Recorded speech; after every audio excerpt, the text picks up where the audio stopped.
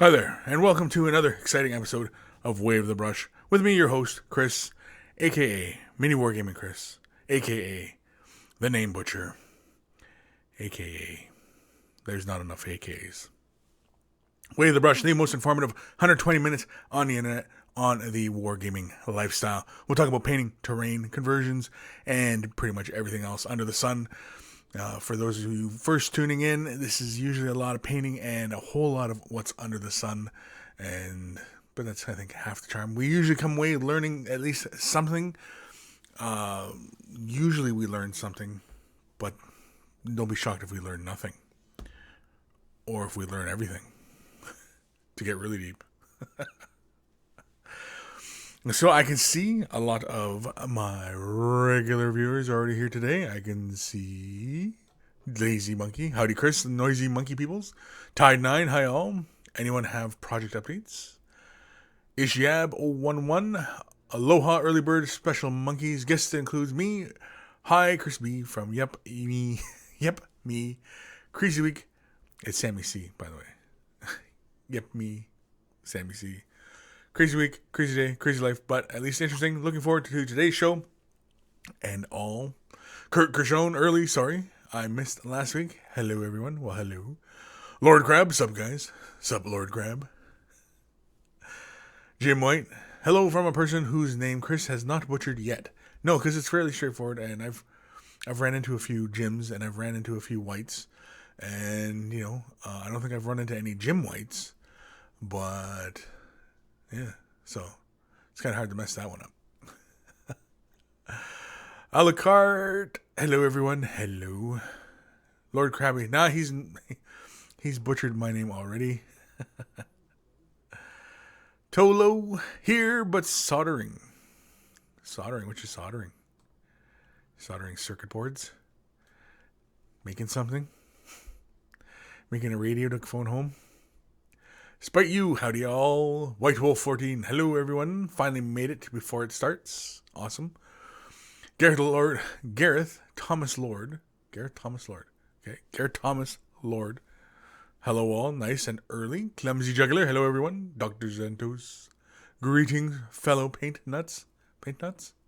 Paint nuts? Painter nuts? Or nut painters? No, that's something else. Eric Coyne, hey monkeys, hey Kris. Clover Fox, hi all, hello. Dr. Zentos, a wizard is never late. No, he arrives precisely when he means to. Wargaming Monkey, I don't think I've heard that name before. Wargaming Monkey, hi all. Quirk, that hair. Saba Cerez, hello monkeys. Kurt Gershon, Kris got his braids going. Yes, I do. Tide9, swooning too much of joy delight.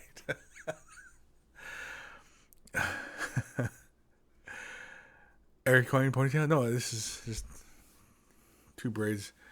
Just, Why have the long hair if you're not going to do stuff with it, right? Instead of just always wearing it all the way down, and you always look like the girl from the. Is it the girl from the Grudge? No, it's the Ring. The girl from the Ring, where it's just the hair is black hanging in front. That's boring. Although, mind you, I gotta really kind of stop myself from doing like too many braids in the hair and stuff like that, because then it kind of looks, it looks a little femme, and I think we all know that Kris is, a lumberjack. Anyway, it's ready for the Kris. Hey, Kris. Lord Krabby, love the hair, Kris. Wargaming Monkey just finished a game against Necrons with Blood Angels before going back to painting. Cool. Tolo soldering 20 by 3mm LEDs for a mod runs on 2 separate 9-volt circuits. Is it for like a piece of terrain or something, or are you just doing this for giggles? Quirk, how do you edge highlight white with white? typically, if you're gonna, I know he's saying this to be funny, but typically a lot of people, they do like, okay, well, how do you edge highlight white? Well, first off, if your base tone is like a pure white, you're not going to be edge highlighting it with white or anything like that, because you're just not going to get any brighter than that, right? So you're always better off going a few shades down as your base tone. For example, like Lutheran gray as the base color for white, and then you can edge highlight that with white, and you'll notice the difference, and the whole thing will still feel like white without feeling like it's gone too far to gray or anything like that. And so I know he's saying that to be funny, but yeah, that's pretty much how you paint white armor, essentially. I think next week everybody can expect to see coming up for the vault is White Scars, pre-heresy White Scars. That'll be after the World Eater, Emperor's Children. Yeah, and of course the white armor is done differently than how I done the World Eaters. So because the World Eaters kind of like a bluish tone to it, and so White Scars will have a little bit warmer tone. Lazy Monkey Quirk with a brighter white, of course. Yes, with a brighter white. Essentially, that's what it is, right? You start off with, say, a deeper gray or deeper white tone if you want, where you add, you can add really any color you want to white and make it a deeper tone. You can add, oranges, reds, blues, greens, browns, black, whatever you want, right? And just take it down a bit. And we're talking like a ratio of like 10 to 1. And just change the white value just a bit, or even 9 to 1 or 8 to 1, or whatever you want to start off with your base. And then you can come back and then hit it with a white highlight on the edge. And the whole thing will still feel like white with that hint of color in the base tone as well. So, yeah. Totem Lord, hey guys, I'm a bit late. That's okay. Tolo, it's a model, a secret project. Ooh, secret project. Totem Lord, working on some Dark Eldar, what's everyone else working on? What is everyone else working on? Dr. Zento say Quirk with a brush. Oh, funny. Quirk. No, I'm not you, Dick. Steve wants to know. Lord Gravity, when are we going to see those Ultramarines 30k, Quirk? Oh. If it's addressed to Quirk, put it at the beginning so I don't read the whole thing and then it's to Quirk. Because then that just kind of, it just kind of takes the whole steam out of everything and just, it was for Quirk. Coffee. All right, well, let's do a email because we can. And because we're going to be, I think we'll catch right up today, I think. So keep those emails coming. And for those of you guys who are tuning in for the first time, don't know where to send emails, it's in the description below.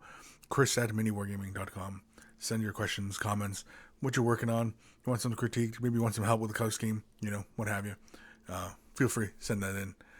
And so here we go with an email from Renee. Yes, we'll say Renee. Hi-ho, Kris. Thanks for your tips and review of my pictures. Now, Big Mac Glue Sniffers Wah is back in your mailbox. Said that 10 times fast. Last time you asked to see my 2nd edition orcs, so I took some pictures of those I have on my desk. The rest is still hidden under a big pile of stuff in our cellar. They were my first 28mm miniatures I painted after 10 years of plastic aircraft in scale 1/48. I made those minis way back in 97, 98 in the dark ages when there were no shades yet. I never repainted them and kept them like souvenirs from old times. The base design is also like meh. Just drop some Yoo-Hoo glue on top and flock them with the cheapest static grass available. Voila. You want some nerd facts? Alright, in case you didn't know, the name of the German glue brand Yoo-Hoo means eagle owl. Say what? Yoo-Hoo means eagle owl? Yoo-Hoo, that's what Yoo-Hoo means. The brand Yoo-Hoo means eagle owl. I don't believe you. I don't believe you. Following the custom in the time in Germany and 19th century, 20th century to name products in the writing goods sector after birds, the glue was named Yoo-Hoo, pronounced Oohoo. Oohoo? Ohu? Ohu? I don't know. And I guess I'd have to have somebody German kind of pronounce it for me. Uhu. Uhu? Uhu. Anyway. Additionally, I sent you some pics of the big mech Gasgrum glue sniffer and his war boss, Crocrot. Crocrot? Crook? Yeah, I'm going to say Crocrot. That sounds like something awful. Gold Jaw. I spent a lot of time converting paint these minis, and it was a lot of fun. I hope you enjoy them too. Cheers, Renee. Okay, so wait a second. Yoo-hoo means eagle owl. Am I? Anybody can we corroborate this this little piece of information? Anybody in Germany, please? Because I find that kind of funny and hilarious and interesting. But yeah, because that's interesting. Anyway, on to pictures and stuff. Holy man, we got some second edition. What's that? The lifted drop off and the shock attack gun. I still have mine. Mine's painted Bad Moons. I don't have any of these artillery pieces though. I used to love the splatter cannon. That was my favorite, the splatter cannon. He's got his Bad Moons though. And this one looks like Evil Sons. He's got the red on him and everything. I like it though. These some old models, people. That's the old Nasdrag. Nasdrag, I think it was. This is just an old runt herder.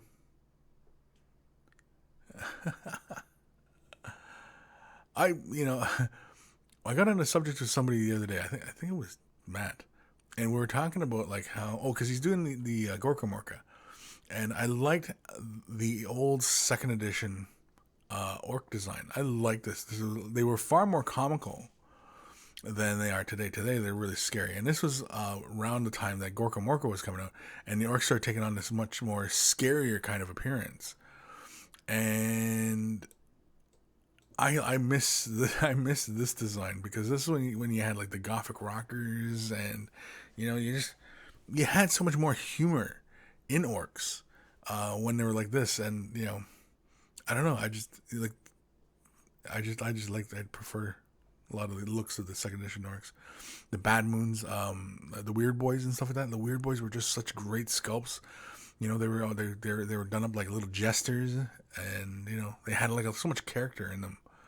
And now the Weird Boys are just kind of, they look like big orcs with like a lightning staff, and it's like, meh, come on, where's the character? Holy crap-a-rollies! Look at this thing. Now this is a thing. Oh, it's even got dudes on it. Oh, that's cool. Wow, this thing's intense. This is crazy. This is like Orky Necron chaos kind of thing. And I've said it before, and I'll say it again. Like the paint jobs, you can throw a dirty paint job onto an orc model, or you can throw a nice, clean, crisp paint job onto a model, and both will look good. Orcs, I think, really support any level of painter. But this is intense. I'd like to know what this is, because I'd like to know what the heck this big crazy thing is on the back, because that's that's crazy.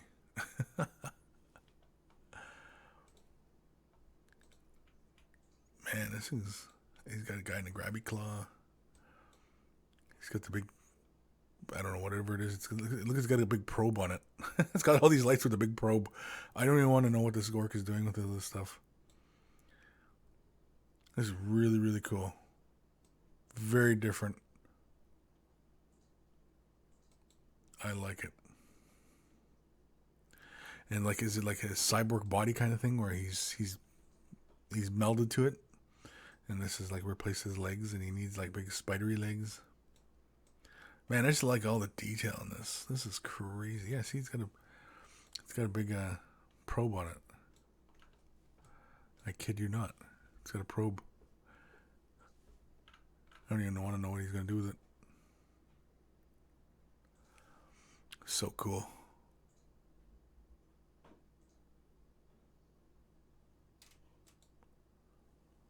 Man, oh man. Well, this is like a lot of pictures of this conversion, and I can see why, because I mean, like, it's tons going on here. Oh, look at this guy. almost looks like he started off with an ogre kingdom model, I think, and then built up the orkiness onto it.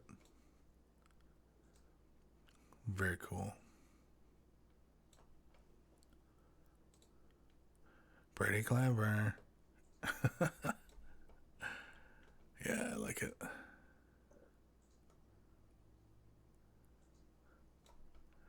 That's awesome stuff. Oh, what do you got written on the keg here? I don't know what that is. Pills Molson? It's Molson? Oh wait, here. I don't know what that says.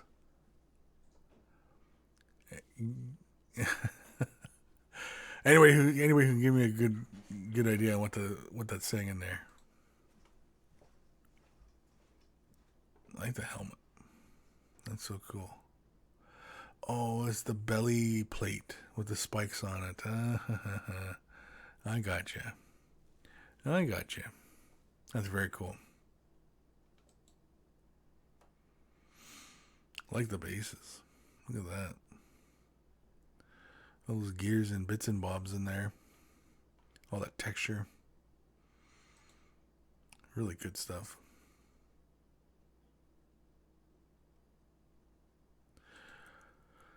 Impressive, man. Impressive. Just so much going on. All the character and detail.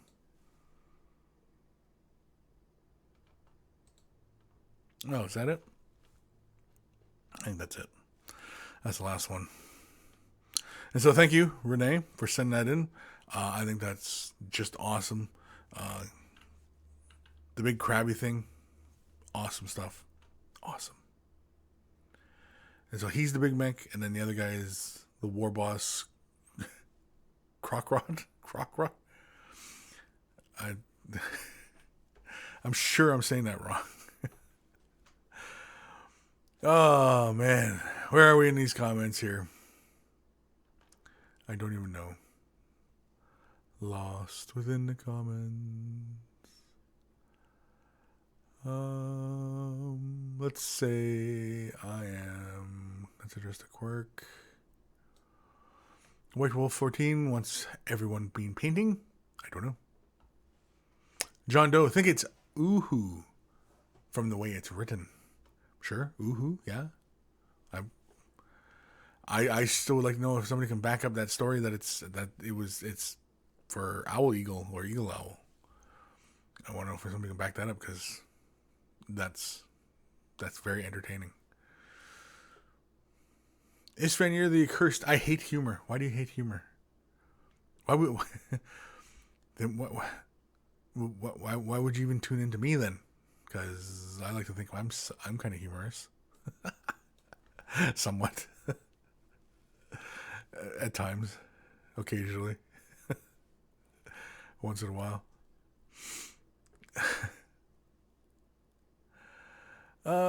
John Doe, they used to be weird compared to the other orcs. Now they look like they're just pissed.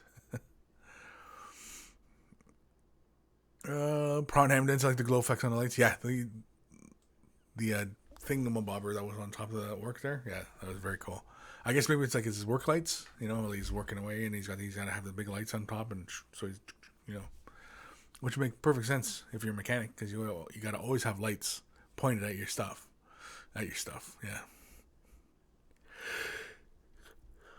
Lloyd Krabby, great conversion. Gorka Morka.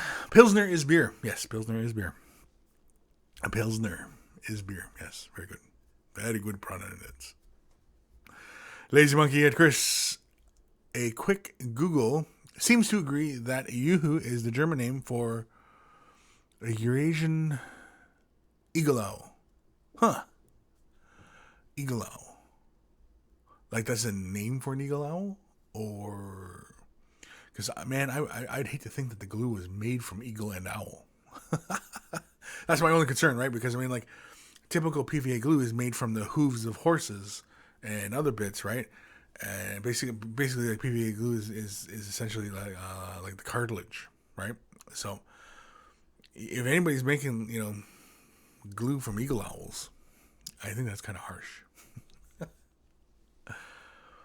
Parker Gray, Kris, what do you use for flying stands? I hate the way GW ones look, and I'd really like to find a better alternative. Well, for what I was using previously, well, I don't feel like reaching for them right now.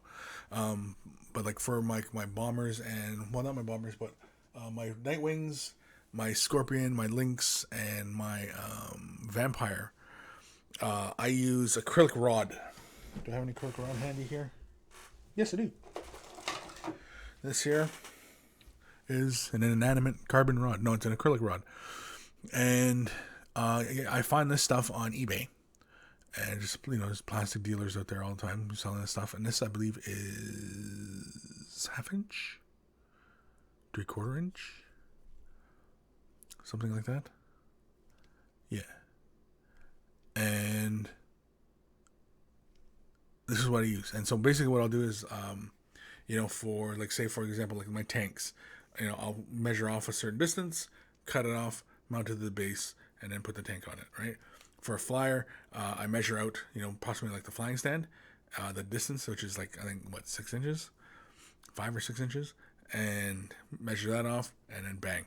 And then what also I'll do is, because often there's a lot of working room up here, is I'll put a magnet. I'll just drill out a space, put the magnet in there, or put a pin, because I did that for my Vampire. My Vampire is on a 1 inch rod. And so there's enough to put a 1/2 inch magnet with 2 pins. And that's what keeps the Vampire from rotating. And also it just provides a little bit of stability while it's, attached to the rod. And, But otherwise, yeah, just Google up clear acrylic rods. Just clear acrylic. And you'll get all sorts of stuff. And then it's just kind of figuring out what size you need. For my flyers, I use that size, which is, I think, 1/2 inch. And that's more than enough. It's sturdy. We used, I think that can't be an 1/8. It's got to be 1/4 inch. 1/4 inch for some Dark Elder flyers, and they do just fine as well. The Dark Elder flyers sit right on top of them, and yeah. So hopefully that answers your question. Whoever asked that. Where am I? Oh, wrong mouse. Where am I? In the comments. Yeah, Parker Gray. Yeah, I was wondering, you were asking the question about the acrylic rods. Prawn Hamden said White Wolf 30K Alpha Legion Tacticals. White Wolf 14. My wife is moaning as I'm watching Way of the Brush, and should be helping with the washing. Well, you gotta help out, dude. Gotta help out. Just put the headphones on and just take this thing mobile. Just put us on your phone and just have a listen. Or turn up the volume, one of the two. But, Saturday, it's a beautiful day. Get some house chores done. Spend some time with the family. And then, that way you can feel good about heading down into your man cave and working away on models or whatever. That's usually how I justify it. Get the chores done. And then, I'll go play for a bit. And then, do something. Usually. Or I'll just hide.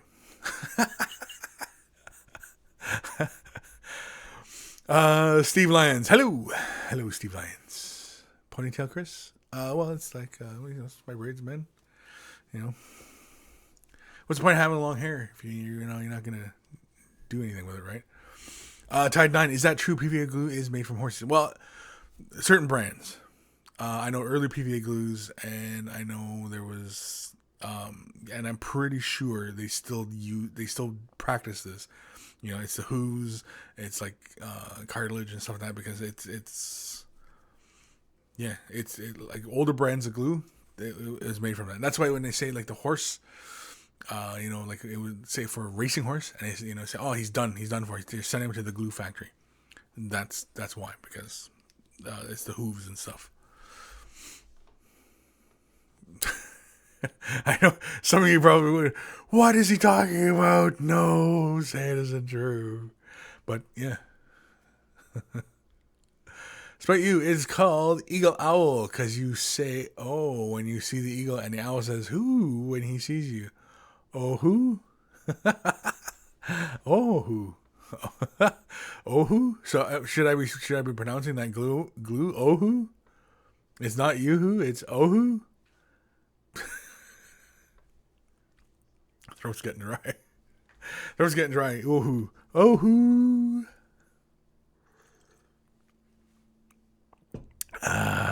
Excuse me. Lazy Monkey at Kris. It looks to be an owl, but called Eagle Owl. I guess it's like a kitchen hawk. Names the eagle. The email you read said that there was a trend to name types of products afterwards. Yeah, okay, yeah. So yeah, it might not have anything to do. It was just, because it was eagle and bird, right? And so it was bird glue. And then they had, owl face cloths and, sparrow dish towels. And yeah, I got you. Tyler Bortel, on the topic of flight stands, I need a flight stand that cannot break, especially off the base. That's kind of tough, often because, if you shape the entire thing from one piece, then, it's not likely to break, in two anyway, because oftentimes these things are going to be done in twos. Taking like the GW base, and oftentimes what I'll do is I'll score that bottom part, the clear piece. I'll score that so that it is flat. Like I'll shave it down so it's all nice and flat, and then I'll give it a light scoring or hit it with some like rough sandpaper.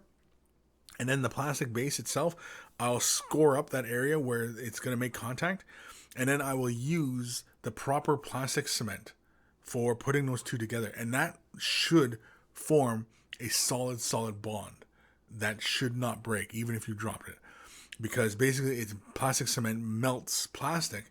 And clear plastic, despite being clear, is still a styrene plastic, and it should just melt right into the two, and you should have a solid bond at that point. Prawn Hamness, the Orchid Crab look great as a red faction vehicle. Okay. Prawn Hamness, Tide 9. No horses are made of glue. Yeah, they're made of glue, and then they go back to the glue factory to get restuffed with glue.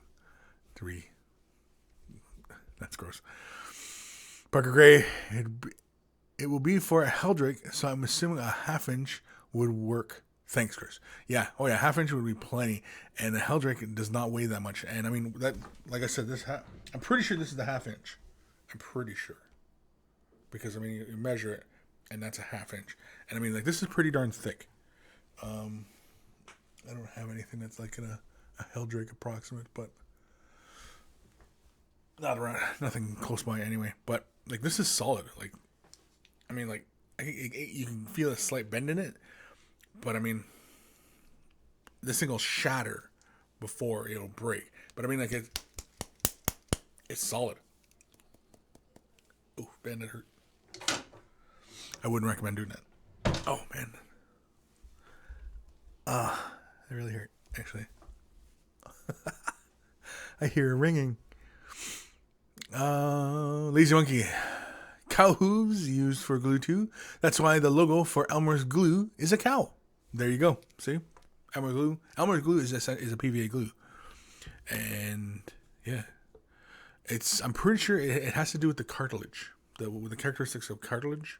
Because it's like this protein and it's sticky, and when it dries it bonds, and it's not like going to hold two pieces of wood together, although like wood glue is pretty strong, but regular kind of PVA glue, like the hobby glue, yeah, it's horse. Soylent Green, it's made from people. Sorry, I don't know why I bust into a bit of a Pee Wee Herman voice when I do that, but anyway. Prawn Hamden said, Kris, you've just ruined so many brony weekends. I can hear them quietly neighing sadly.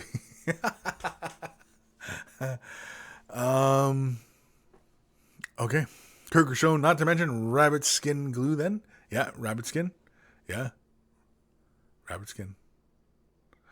I know, many animals. Because the cartilage and stuff that would get boiled on down, and that's how Native American people used to do up like snowshoes and stuff like that, because of the resin, and they'd make a resin and it would cover the bindings, which would just essentially be sinews and skins, and they'd cover it and it'd seal it essentially, and that's what they would use it for, is like a sealant, essentially, a resin. Lazy Monkey, Buddy Glue. Just don't use the Playboy bunnies. Tide 9, canned tuna, now with extra dolphin. Tide 9, did Kris just give himself a concussion? No, I did not just give myself a concussion. Concussions with Kris. Totem Lord, Kris, 2016. I'm pretty sure that this is half inch, because if you measure it, it's half inch. Well, smarty pants. Yeah, that's what I'm saying. It's a half inch, because if you measure it, it's a half an inch. So, yeah, I mean, you can't defeat that kind of logic. That's some science there, son. Just drop some knowledge on you. Wargaming Monkey. I lost Necron victory. Wouldn't say the Decurion is overpowered, though. It was a close game. Now I go to painting. Kris, how would you do? How would I do against Necrons? Well, the last time I played Necrons, I've never faced a Decurion, but or maybe I did. I don't know. I'd have to ask Steve again.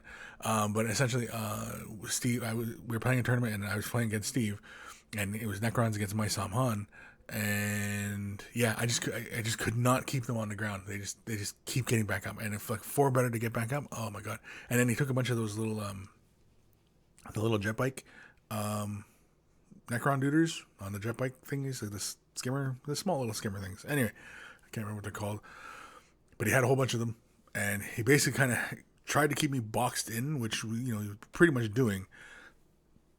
And I just did not have enough boots on the ground, and I just did not have enough strength in the air to keep kind of putting them down. And plus, too, I took a Lynx, which had Destroyer, and it was missing, and it was just not providing me, the proper amount of damage I needed to keep, in the fight. And so he just basically just kind of wore me down, and yeah, I couldn't do much about it. So he got me.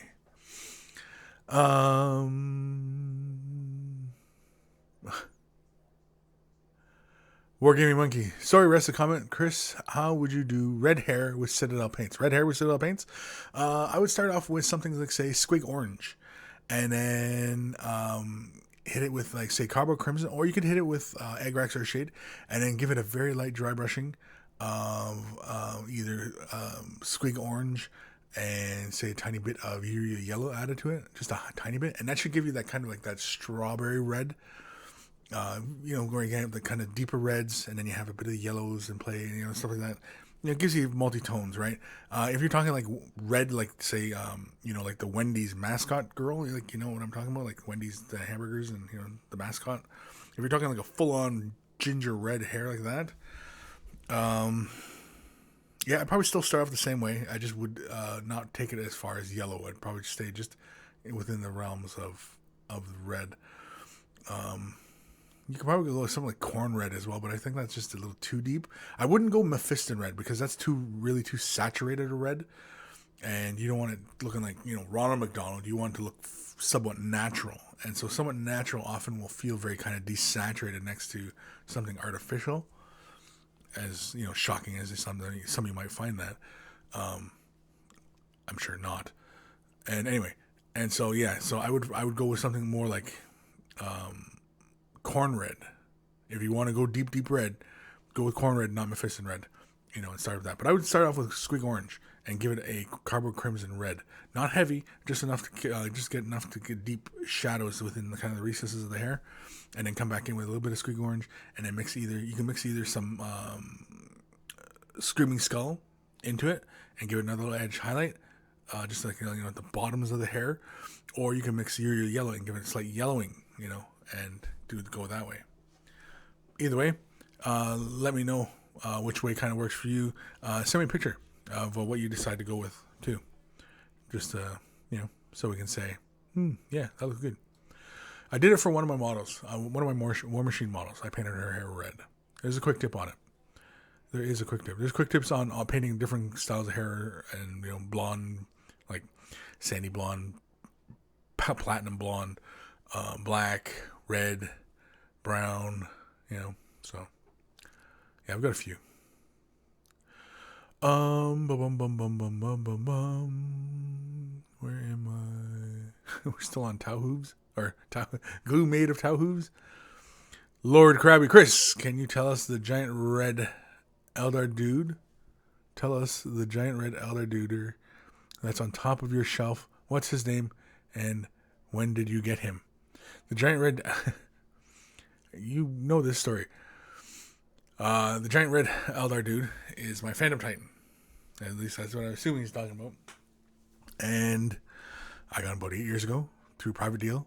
My Tau army. I got rid of Tau. I used to collect all sorts of armies, and Tau was the last one other than Eldar I was collecting. And I said, no, I'm going to just stick with Eldar. And so all my resources go just to making an Eldar army. And so sold off my Tau. That basically gave me the money for purchasing a Eldar Phantom Titan. Picked him up. Wanted one since they came out back in the day. Back in the day, they weren't that expensive. But, he's the centerpiece of my army, right? I'd grab him right now, but I really don't want to because I don't feel like setting him down anywhere. I guess I could set him out of there. Ah, screw it. Oh, yeah, that's right. I didn't want to hit it because I hit that light.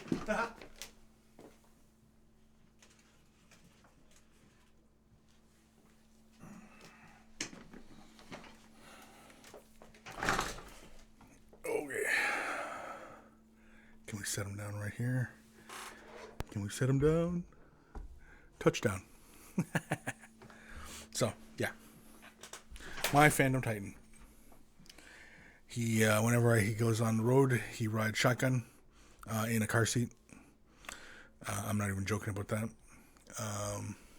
Yeah. He's not quite done yet. Oop.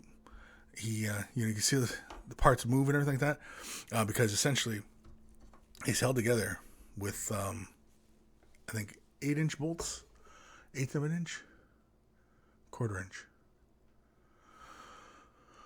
3/8. I think it's 3/8, 3-inch bolts. Anyway, he's got bolt running through here, bolt running through the torso, and a bolt running through there. The legs, the feet, and legs and pelvis are all joined together and then green stuffed. And so only essentially the torso, the head, the wings, and the arms can all be detached and, transported around if need be. But, yeah, it's a Phantom Titan. Does it have a name? No, it doesn't have a name.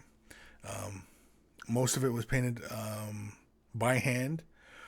Once we get to the head is when I switched to using an airbrush just to get that color fade on the helmet. And on the wings, you can see there's a color fade there. That was done with the airbrush. But like the red of the armor is all painted by a brush. And you can see it's all solid and then given a really gloss coat, And just like the little corners, just given like a little edge highlight and stuff. And the decals and the gemstones, just help everything else kind of pop out and stand out and pop out and stand out. Anyway, but yeah, that's my Phantom Titan. That's my baby. And in Apocalypse games, it destroys. I have not lost it in an Apocalypse game. It has not been destroyed, and it's been crippled quite a bit, but I haven't lost it yet. And I don't know how many Warlord Titans it's destroyed now. I think 3 or 4. I want to say 4. 4 Warlord Titans have been destroyed by him. 2 in one game. While he was crippled. But that's years ago. I can't remember what Apocalypticon that was. But yeah, it was a while ago anyway. Oh, wrong mouse. Oh, I can't leave him there. I can't read my emails. Crap. Anyway, yeah, so to answer your question, Krabby, yeah. I I don't know what the heck we're talking about. We're on about Tao for some reason. And Tao getting hurt. And Dr. Santos dropped his Pringles all over the floor. I don't know what's going on. It's chaos and bedlam. Anarchy. We're still talking about the PVA glue? Really? Are we still talking? Totem Lord. Name him Little Kris. No.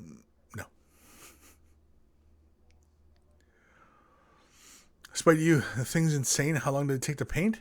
Well, it's still a work in progress. Like I said, like the wing here, the gemstones aren't finished here. You can see like the gemstones here are finished, but the gemstones here aren't. And this wing is not finished. This gun arm is not finished. And the back of the torso is not finished. So there's still a little bit of work. And also he was converted too. I mean, like I added on these hip armor and the groin armor, as well as the prism cannon here and the lens or the beam that sits on the shoulder as well.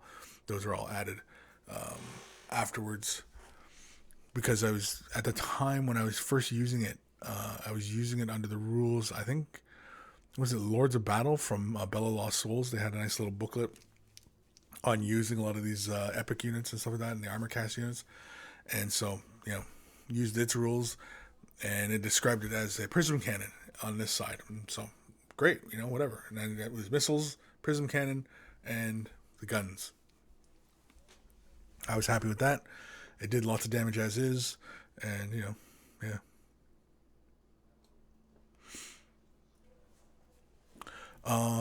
Yeah, it is nice and shining. I like I've mentioned this before, with the varnishes and such. I do prefer my Eldar to have a bit of a shine to them. I think it just looks a lot neater, Gives them that whole kind of Ferrari sports car kind of feeling, fast and pretty. Totem Lord email? Yeah, probably. I can't see my emails though because Junior's in the way. The Grunt Orc. Titan stomped on the mail. Can't read it anymore. Ross Dealey. I wonder if you melted Eldar glue, would it be like a rainbow? Yes, it would. Jeremy Hansen. Oh, it's an armor cast Phantom. Yes. To my knowledge, too, a rare model. I believe at the time when they first were producing these, they only ever produced like 1,000 of these, and but since then there's been recasters out there, and so I'd imagine the number is probably closer to like maybe 1,200 to 1,400 maybe in existence, maybe. Yeah, this one I'm like 100% sure is an armor cast original. Just because of the smell, because I had other armor cast models before, and the smell of the resin that armor cast uses was very distinct amongst other people's resin, and yeah, it has that smell. And of course it's got the little stampy inside there. Games Workshop 89. How many of you guys were alive in 89? This model is probably older than you.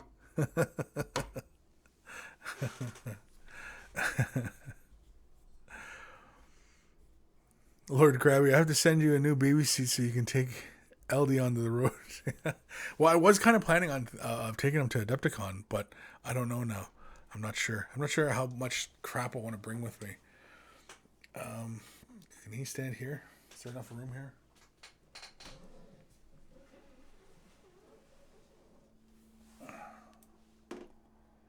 Kinda. Sorta. Not really. No, he's leaning. Can't do it. Can't do it. There we go. There, he's fine right there. Whew, man, that's scary. I wasn't too sure if that was going to work. Kris is sniffing his models again. Yeah, a little bit. Just a little bit.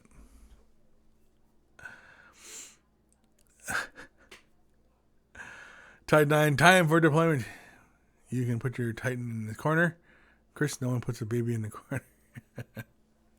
John Doe, I was 7. You were 7 in 89? You little punk.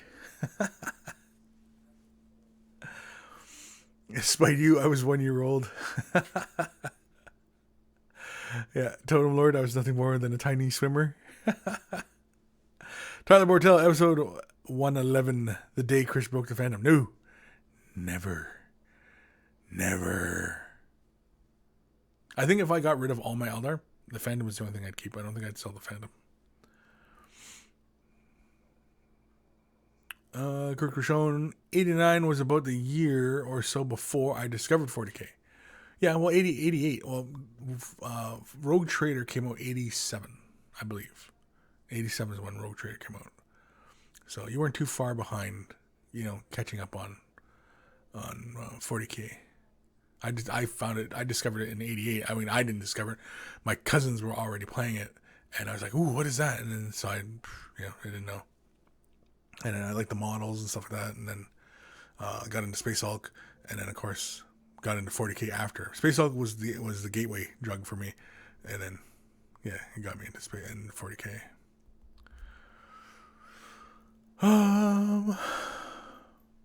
Dr. Santos, in 89, my biggest concern was not to poop my pants.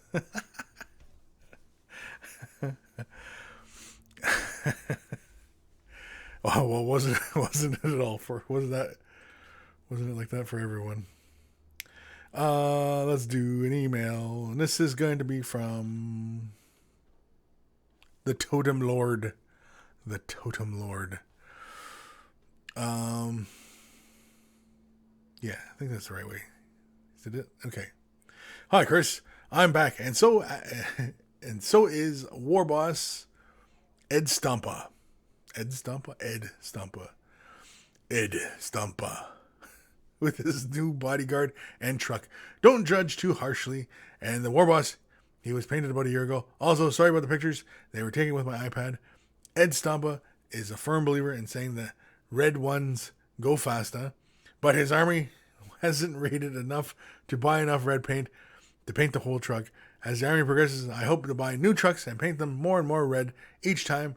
Anyhow, I think the models look pretty good considering my age, 14. Oh yeah, you're nothing. 89, dude, you were not even, you weren't even a stain on the mattress. Thanks, the one and only Totemus Lordus.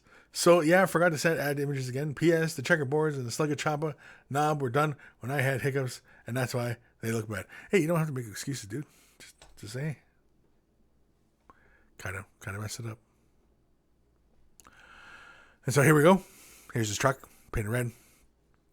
And as I mentioned before, orcs, any skill level of painter can do orc. You can be brand new to this, or you can be, seasoned through the years, and it doesn't matter because orcs, you can do them any which way. You can do them messy, you can do them clean, novice to pro, doesn't matter. Orcs love it because it all fits within the character of orcs. For some strange reason it is. I don't know why that is, but it is. I like got nice deep metal tones. I like that. Skin, orky green, where it's supposed to be. Colors look like where they're supposed to be. Battle wagon, ready to roll out.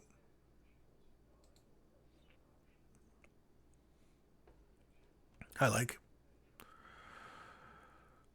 Have you started dry brushing at all, Totem Lord? Have you ever tried experimenting with dry brushing?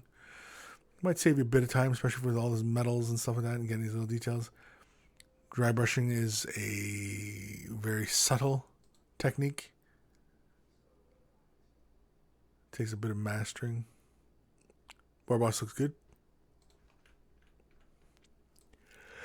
Hey, look, you're throwing your base coat and then throwing a shade wash on, which looks good.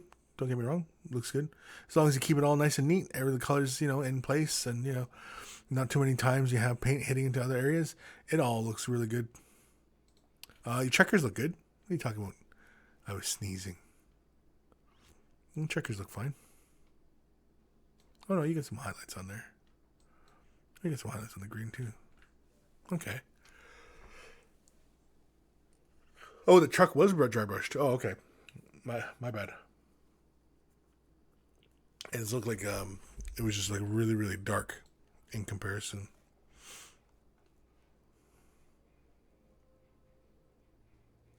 But otherwise, very good. Oh, look at this guy.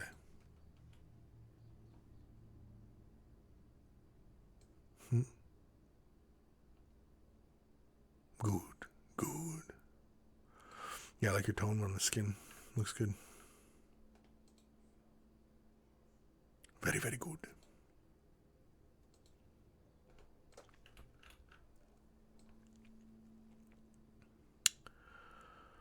Wee wee. Yeah, like I said, it's orcs. You can be any level of painter, and you can paint orcs, and they'll look good. He looks scary.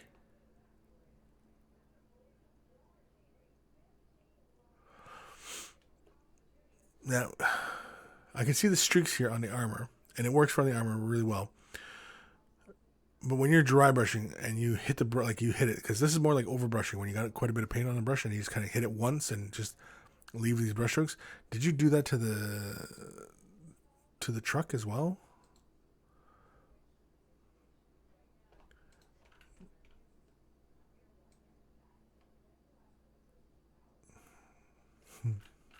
Very good. Oh, is that it? That's not it, is it? That's it. Okay, let me go back to the truck here, because I couldn't tell that this was dry brushed.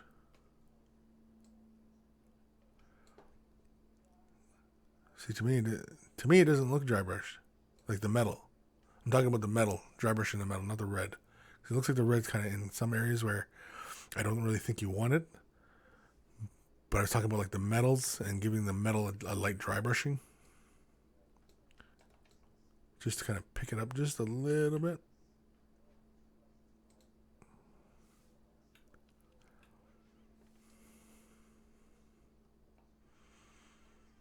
But very, very cool. I like it. Thank you, Tom Lord. Send that in. Awesome stuff. Send us more as you complete your project. And yeah. And I think everybody else likes Totem Lord's work. Yeah. Everybody's saying, ooh, nice Totem Lord. Ooh, Totem Lord.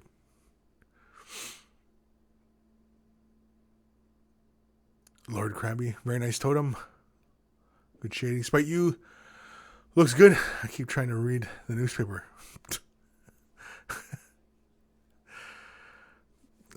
Everybody, it's just, people are all different, and some people they focus on the wrong detail all the time. You get somebody who's, here's look at this, and they go, ooh, yeah, very nice, and they're not even looking at what they're supposed to be, like what you want them to look at. They're looking at something else, and you're like, no, you're looking at the wrong thing. Anyway, Tide 9 Totem, good work. All those orcs, as dark as they look in the pictures, are very realistic. Totem Lord, thank you. Totem Lord, it is all dry brush, Chris. Just bad lighting, I think. Oh, okay. Yeah. That's fine. Again, as we progress through these things and, we can discover, more and more ways we can improve our painting, taking the photography and, things of that nature.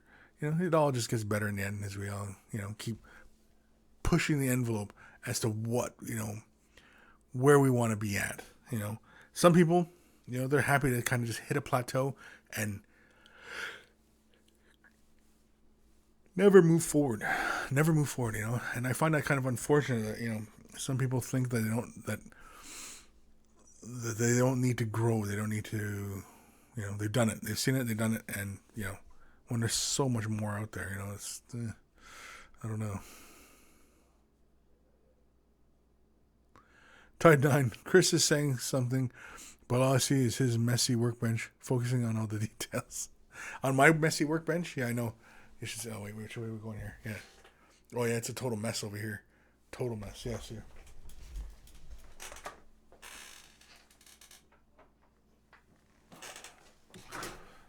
So, little Mr.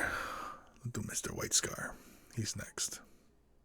For everybody who's in the vault and, pays attention to this kind of crap. So right now it's all just as the white of the armor and the red of the shoulder pads.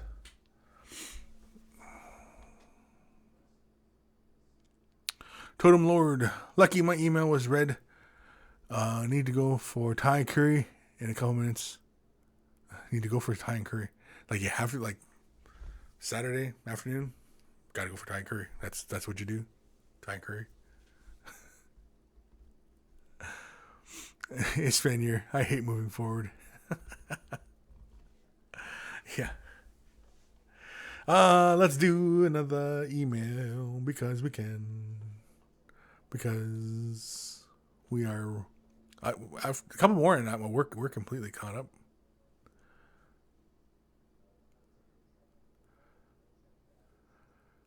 This is from Dominic.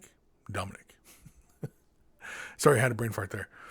Hi, Kris. Would you please have a few words for me about my painting skills on that metal chaplain? Which mistakes I made and how I can avoid them? Thank you. Best regards, Dominic. And so let's have a look at Dominic's work. And right off the hop, he looks pretty darn cool. Closer. For some strange reason, it looks like the paint is thick. Like it looks like everything's got like a kind of a bumpy surface to it. And usually, if that's the case, that's usually because there's too much primer on the model. Like the book here. It feels like there's just too much paint on the model.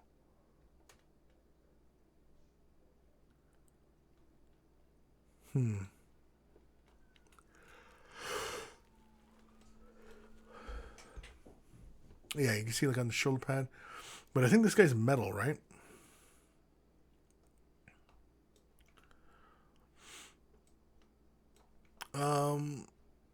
Mold lines. Careful your mold lines. I like the way the skull was done. The handle. Let me go back to this one here. The handle looks like he's going for like a marble or something. It's not like a wood or anything. He's going for marble, which is a very interesting choice. I think you got too many colors going on. I think you need to smooth some of those colors out, and come in with some light, like little veins, like that coming in. If that's what the effect you're going for, I don't know if that's the effect you're going for. It just kind of happens to look that way. The discoloration on the barrel, I would have started with the purple and then gone to the blue and then really dark near the end of the nozzle here. So it's going purple, blue, and then dark. Purple, blue, dark.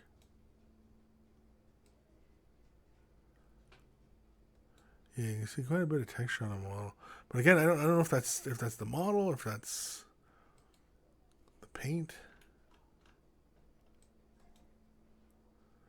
Could even be the sealant, you know?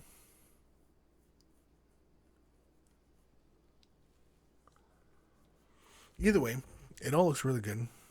I mean, for the most part, it's nice and clean. And, that's good. I like how he's gone with a really interesting choice here because it's black armor, but he's just given everything just a red edge highlight or just red edging.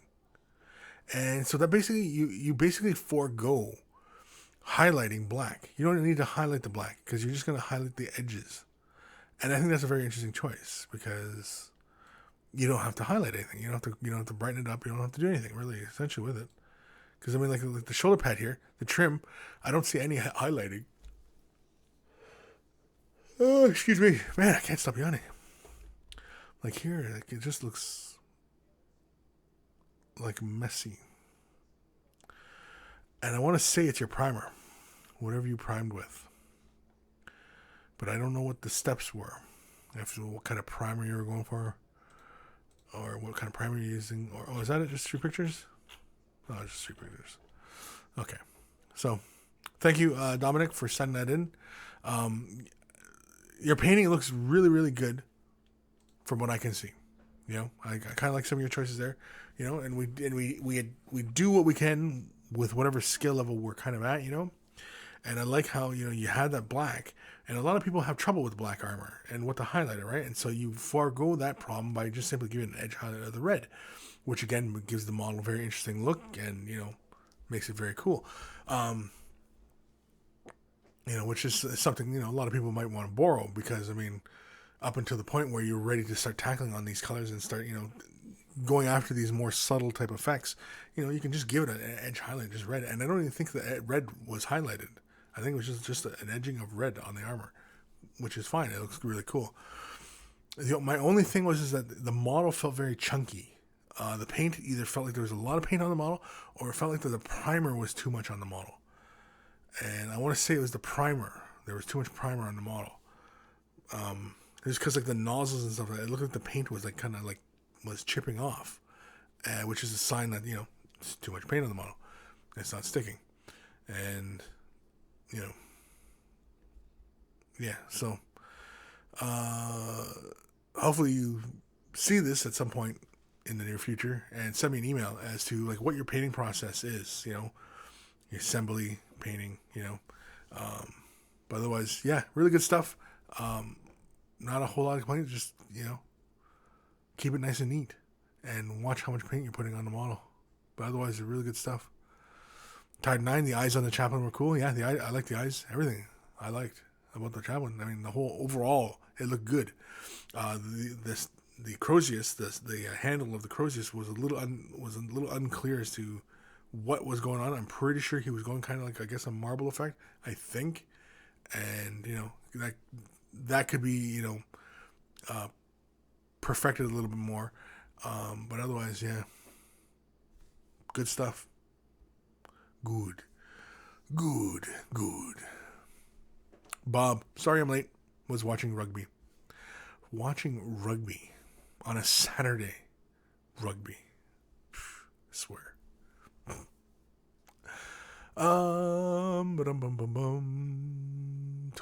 Totem's left us now.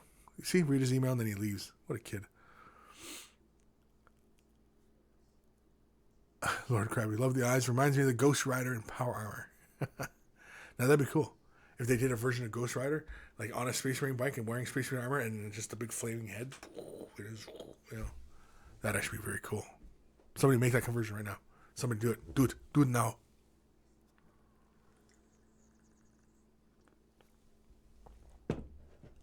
Bob. Hello, folks. Hello, Bob. Hi, Bob. It's like an AA meeting in here. Hi, Bob. Hi, I'm Kris. I've been doing this hobby for 20-some years, and I'm addicted to resin and plastic miniatures.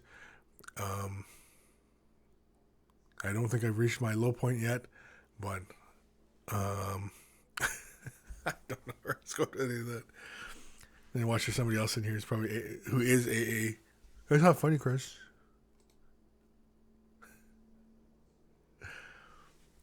You're absolutely right. It's not.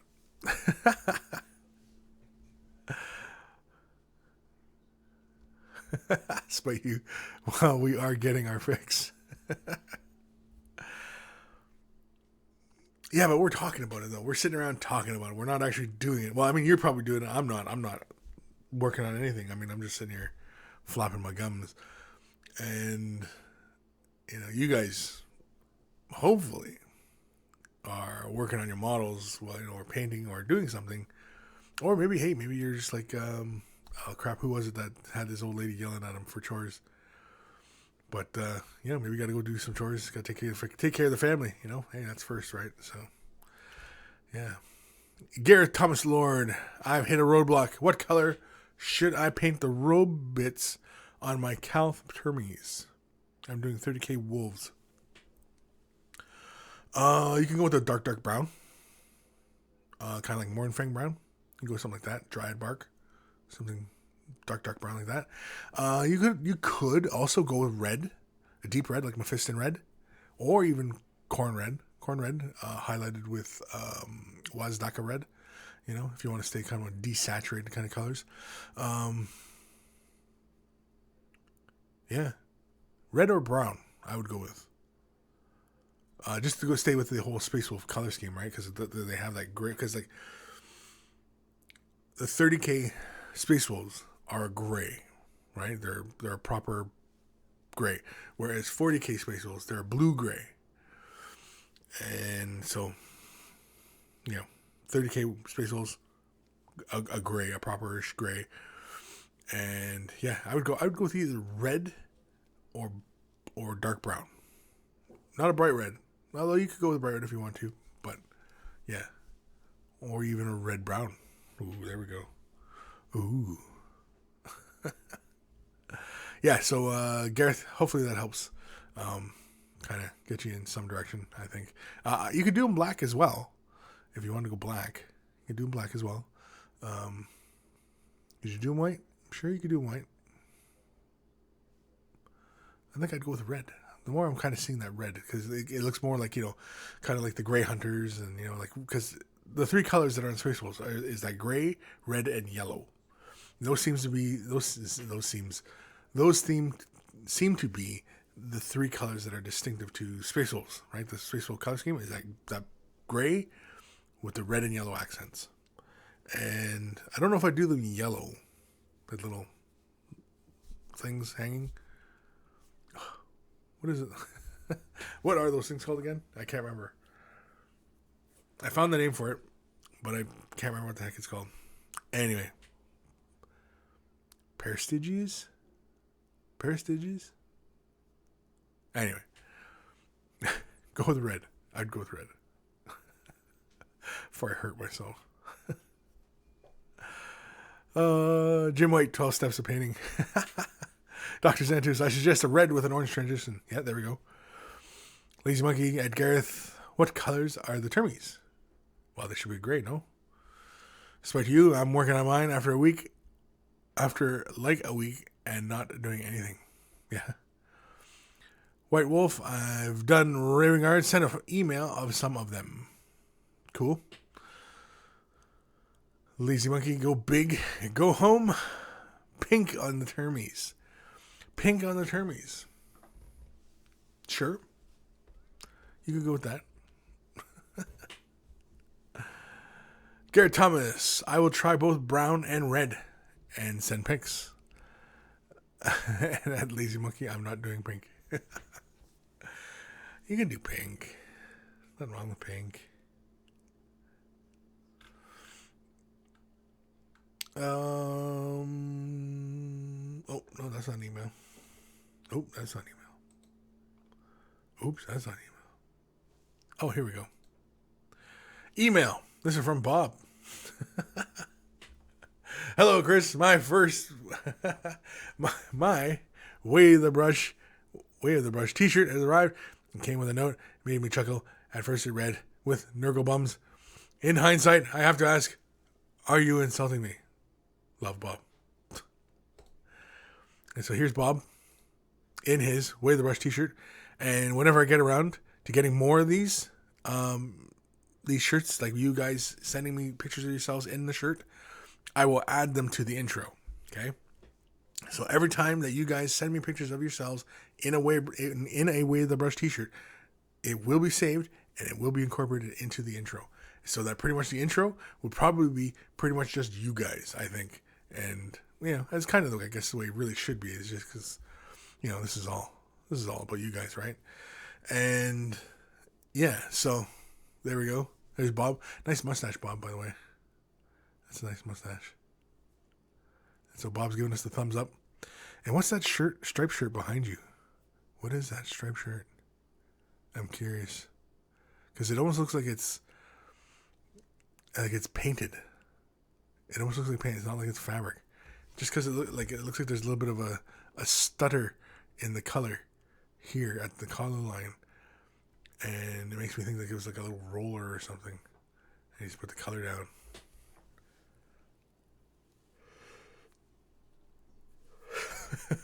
So, yeah, we can all bask in Bob's glory.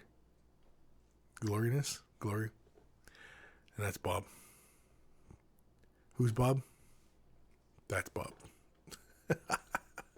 Yeah, so I'm going to save that. Of course I'm saving it. And, yeah, Bob, don't be surprised if that shows up in the intro at some point down the road. I think what I'll do is I'll probably do the intro probably after summer, because summertime I'm probably going to take a break like I did last year, and just because, yeah, and we rework the intro again with a new intro, same song. I think. I don't think I'll have any lyrics though. I don't think because I can't think of any lyrics for Away the Brush. I mean, what kind of lyrics are? I mean, like the Batman. Nah, nah, nah, nah, nah, nah, nah, nah, nah. It's nothing like that, right? So, Bob Nurgle hindsight, hindsight. Spike you. That's easy to say with the benefit of hind legs. Tolo, the original shirt shower offer. The original shirt shower offer? Shirt shower offer. Oh, offer. Not offer, but offer. But you are supposed to be looking at the shirt he has on. Oh, at me. Yeah, I know. Way the Brush. I saw it. It was good. And he looked like, here, let's go back. Let's go back. We got time. What time we at? 12 after. I mean, look at this. That's a connoisseur of everything. Like, if he had that striped shirt on, he'd probably look like some sort of Nancy boy. But because he's got this Way the Brush t-shirt on, he looks like a guy who knows the difference between, 7 and 12-year-old Scotch. He looks like the kind of guy who can tell the difference between a Honduran cigar and a Cuban cigar. And he also knows the difference between Mephiston Red and Corn Red.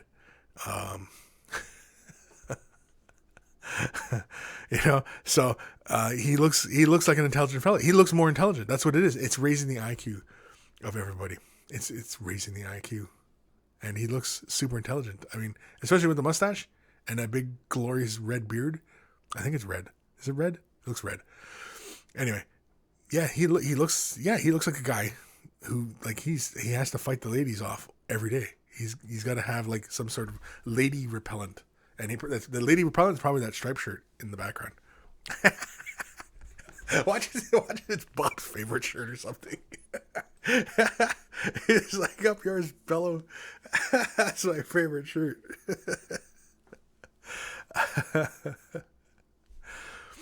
Jeez.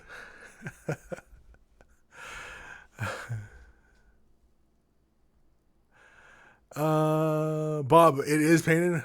It's my wife's, though. She used it to go to a party. Oh, okay. Okay, don't put that on then. Big Star Wars fan. 10, awesome. I woke up time for the show. Well, welcome. Ishyab. Good, glad you're taking a break from Way the Brush over the summer. Saturday morning, volleyball kicks back in. Come down and play. Well, where you at? I mean, you can send me an invite, but I mean, like, if you don't send me the address, I mean, I'm going to look like a knob wandering around. Knocking on people's doors. Yes, is there a volleyball tournament here? I don't know. I got the invite, and I don't know. But he knows what's up. Dr. Santos, he knows where Waldo is. Bob, sorry I don't smoke, but send me the booze.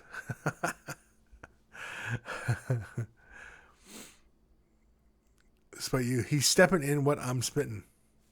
What? Lord Krabby, super mustache. Yeah, I know. That's a huge mustache. And with the beard. If I could grow like a beard, I would, but I can't because just genetically, it's not going to happen. So,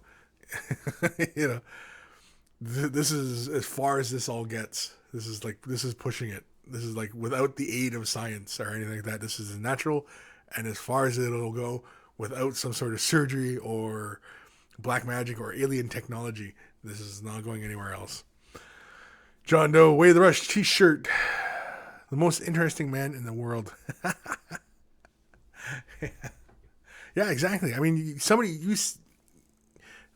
when I walk down the street in mine, people honk their horns all the time. Don't know why. Just do. Because they know. Manly. Walking down the street, shirt. This guy knows what's going on. If there's ever a zombie apocalypse, I'm hanging out with this guy because he knows what's going on. That sounds like such BS. Oh man. Prawn Hamnets. Sounds like Sisters of Battle Unit. Lady Repellents. Lady Repellents. Lord Krabby, Kris, I have a question that shake the foundation of the universe. Okay. Big Star Wars fan 10. Where are the Macho Man quick tips? I'm waiting.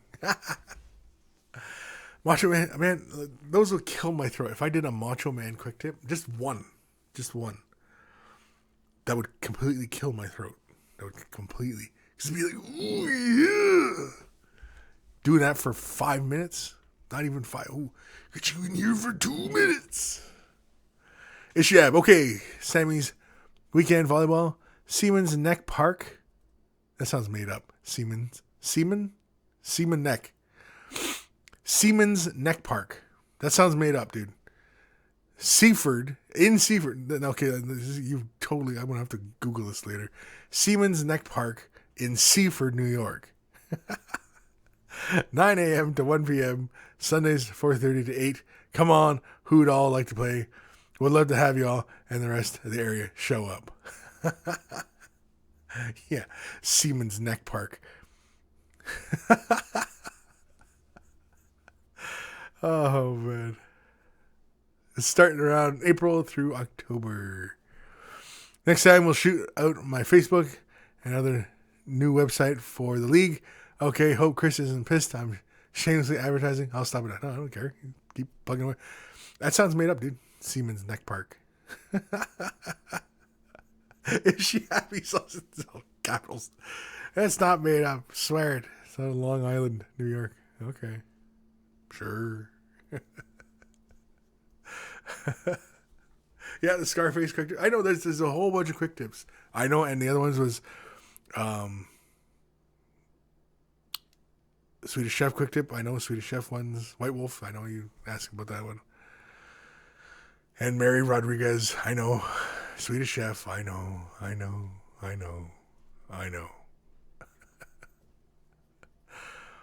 Prawn Hamnets. That would quickly turn into Kris's hernia quick tip. Yeah, exactly.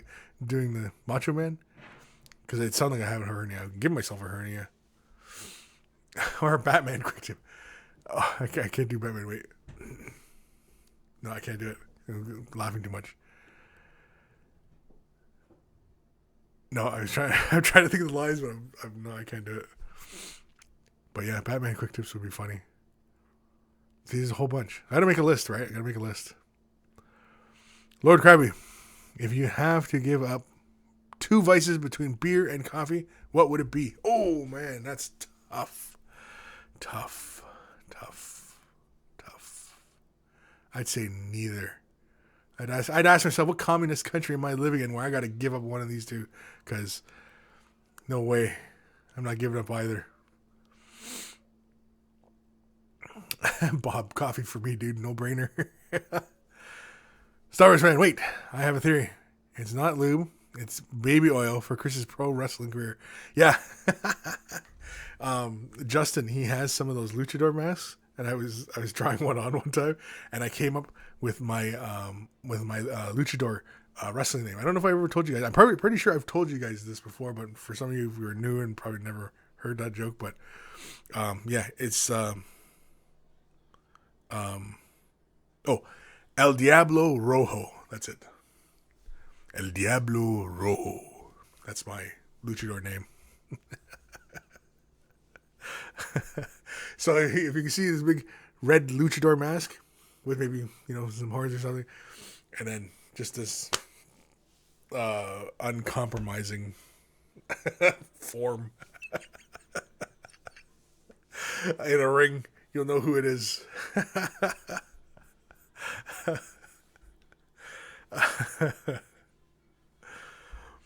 Oh man. Bill Matt, what's your favorite beer, coffee, Kris? Well, I usually just drink the regular old Folgers. I think it's Folgers. I don't know. I usually don't buy the coffee. Beer. Oh man, there's so many beers. Right now, I'm currently drinking a lot of Moosehead, but I also like steam whistle. Sometimes I like a Guinness here and there. A couple weeks ago, I had a wicked craving for Guinness. And what else? Yeah, it's not any particular, but it's definitely lighter. It's definitely the lighter stuff. It's not too heavy, although sometimes I do crave the heavier stuff. But no, usually it's the lighter stuff. Ishab, Kris, if it's okay, here's my Facebook site proof in the pics. Search and like Sammy Siemens at Net Party. I couldn't even finish reading the sentence. Hold on. I gotta go back. I gotta go back to the comment. Scroll past. Okay, sorry. Okay, so I'm Sammy. I'm sorry. This is too funny to me, man. Okay. Sammy Siemens Neck Party Saturday volleyball scrimmages. Sammy Siemens Neck Park.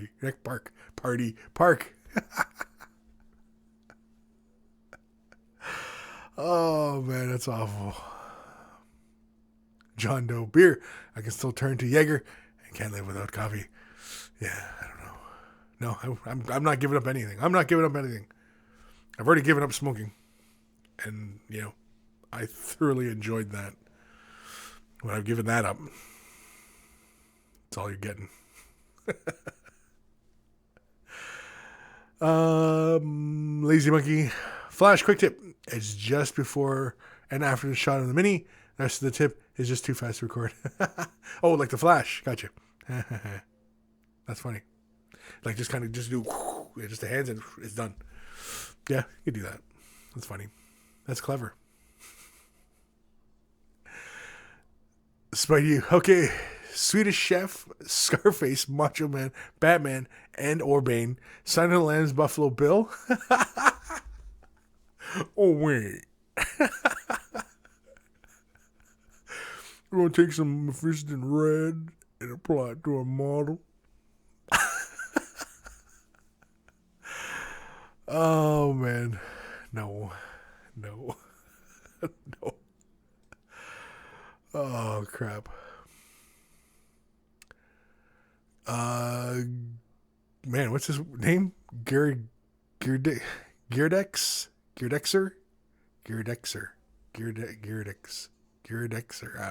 I give up. Only one in the office today, Kris? No. Pretty much the full crew's here today. Just everybody's being good. Everybody's working on projects. That's what it is. Everybody's working on projects. So they're all quiet. They're all in the corners, all working away, and everybody's busy. Quite a few games we got going on, I guess. The Gorka Marka, our 30K stuff, plus on top of 40K stuff, and yeah, lots going on. Not for me though. I just paint the same old crap. I just paint the same old crap day in, day out, every day. Holy crappers. Stuff's flying by now.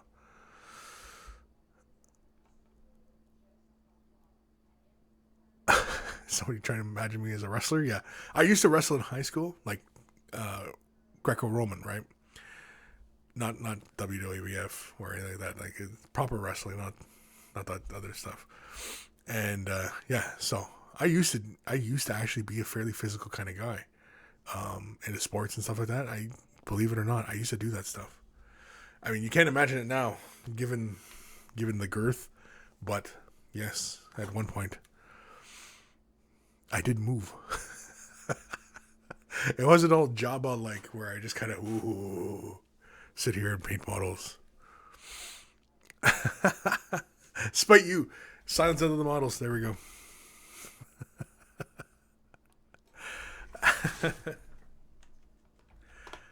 Because I completely forgot we need a title for the show. Here we go. There we go. Boom. Silence of the models. Spite, you and Kris ever been in a fist fight? Oh, Spite, if you only knew. There's this whole form is covered in many scars. I've got scars over both my eyes. lip, chin, all my arms, knuckles. Knuckles are all abraded. Yes, I've been in a fist fight or two.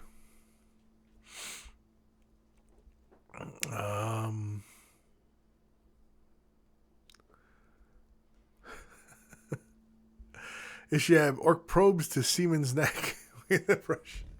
I love it. Hey, Bob quid pro quo. Quid pro quo. Oh man, I can't even spit that out. Quid pro quo.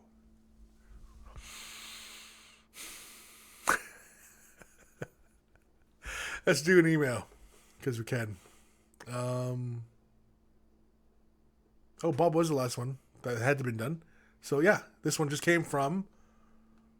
Who's this from? Who's this from? Oh, this is from Alex White Wolf. Hi, Chris. Just wanted to say I love Way of the Brush. Just wanted to show my first attempts of painting my Raven Guard. I have gone with the third company colors.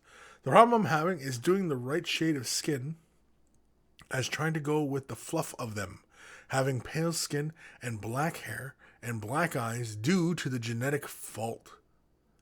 I have to go with my library as the pictures attached. Would love your feedback and carry on the great work. Great work? Great work. Alex White Wolf 14. And so let's have a look here. So right off the hop, we got these little, what the heck are these called? Talons? Space Marine talons? I can't remember. Anywho. Looks good. Pretty simple, effective edge highlighting. It looks like you went with, I'm going to guess, Administratum Gray or maybe Dawnstone. I think in the future I would go with like something darker like Mechanicus or Eshin Gray first. And then in the uppermost points, use this brighter gray. So for example, you have this entire thing is Eshin Gray. And then just at the corners here, you have the lighter gray. Just to get a little bit more color depth, and also because you have the lighter gray running all over the place, it ends up looking like either worn chips, like it's battle damage, or it just looks kind of like shaky hands. And, becomes very apparent to the eyes, all this color. And it feels very flat when you just have these two tones. Versus if you had a darker gray first and then just did the corners and like the high points, like the light sources up here, casting downwards like that, and you're catching these uppermost points in the lighter gray. I think that would help you out a lot. It seems like more work, but it actually just is. It's really just a little bit more work. It's not much more work. Just a little bit. And so here's his pilot inside. Very carefully, he did the trim of the glass. Very cool.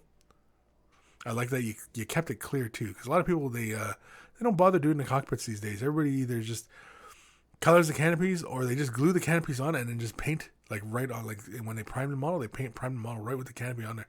And it's like what a shame, because I mean like it's such a great way to show character and create a little bit more life on these models, than having this kind of closed off kind of canopy kind of section. I thought it looks really cool. See what I mean? Like doing the canopies, I mean, it just looks cool. And I, bless you that you left the canopy clear to do the interior of the cockpit. Good work. You get bonus points from me for that, because not everybody does that. Everybody's always looking for the quick way out, and and they always just color the canopy something else. Now, mind you, I've done it myself. But, I like to see other people going to that length to show the details.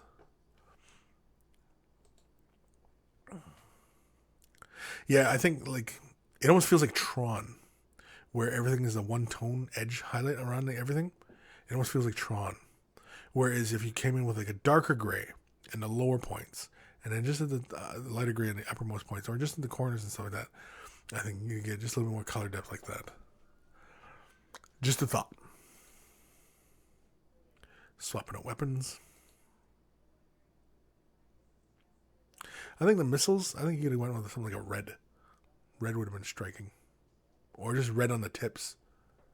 You know, it's kind of cliche, you know, white body with the red tip.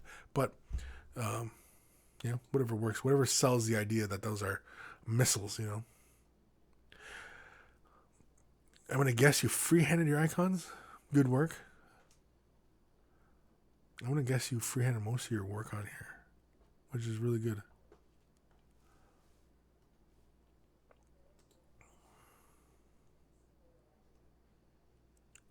Good. Yeah, so they're free-handed because obviously you can see there's a little bit of discrepancies between the two, but good job free-handing them because they're mostly symmetrical. You know, they're mostly even. Very good. This is Shrike, I believe. Very cool. Careful of the thickness of your paint. If you have to paint the model or prime the model black, if you have to go with black, I definitely would recommend using ceramite white to apply the white on top of the black. And I definitely would recommend that you thin the white down a bit and apply it in a couple thin coats and get a nice even, just so you don't see that black and discoloration and stuff like that. Kind of takes the viewer out of it a bit.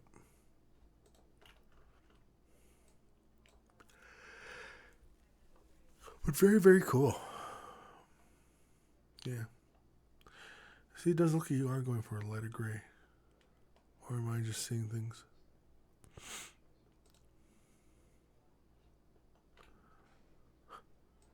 Why this angle?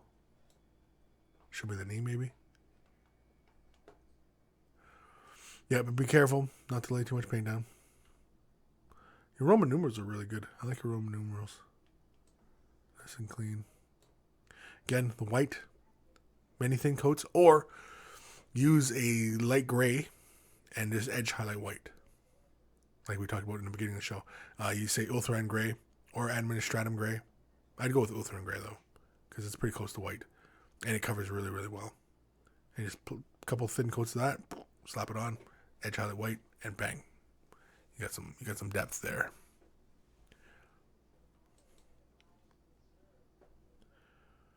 Very good. I like that.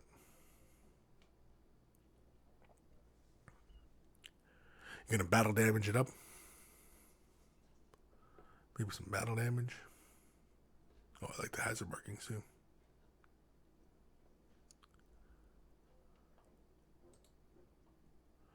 Speeder, very nice. Numbers, very good. You're really good with these numbers, I'll tell you that. Nice and clean, even.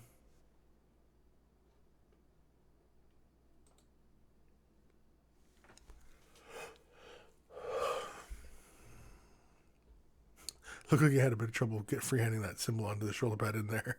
Look like you had to carefully avoid hitting the thing here. Like you glued them in there and then did that.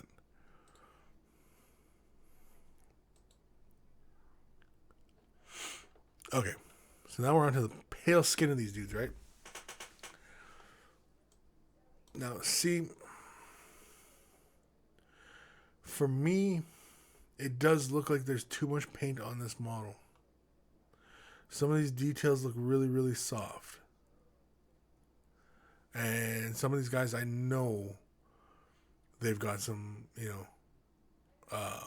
really good details.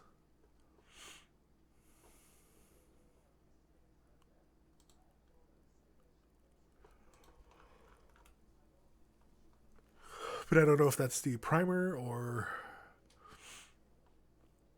what. Again, it all like I know a lot of people poo-poo different brands of primers, and no, I use the regular automotive stuff, and it works just fine. And I'm sorry, but for a primer, I mean, if you're gonna use a spray can, I mean, nothing beats Citadel white. Even if you're gonna do black armor, I still would prime this white.